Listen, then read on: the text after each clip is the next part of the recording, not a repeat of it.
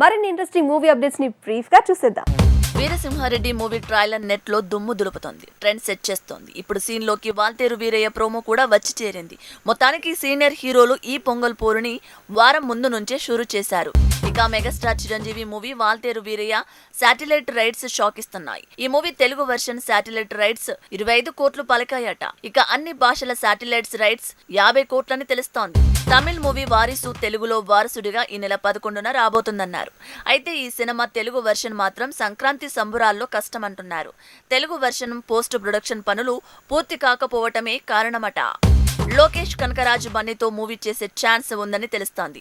Recent గా ఇద్దరి మధ్య కథ చర్చలు జరిగాయట. 2024లో ఖైదీ 2తో పాటు బన్నీ మూవీ ప్యారలల్ గా మొదలవచ్చని ప్రచారం జరుగుతోంది. సమంత మూవీ శాకుంతలం రిలీజ్ కు రెడీ అయింది. ఫిబ్రవరి 17న ఈ మూవీ వరల్డ్ వైడ్ గా రాబోతుంది. ఇక ఈ నెల 9న శాకుంతలం ట్రైలర్ ను లాంచ్ చేయబోతుంది ఫిలిం టీమ్. కమల్ హాసన్ తో శంకర్ తీస్తున్న మూవీ భారతీయుడు 2. ఈ సినిమా ఇప్పటి వరకు 85% పూర్తయిందట. క్లైమాక్స్ తో పాటు పాటల షూటింగ్ బాకీ అని తెలుస్తోంది.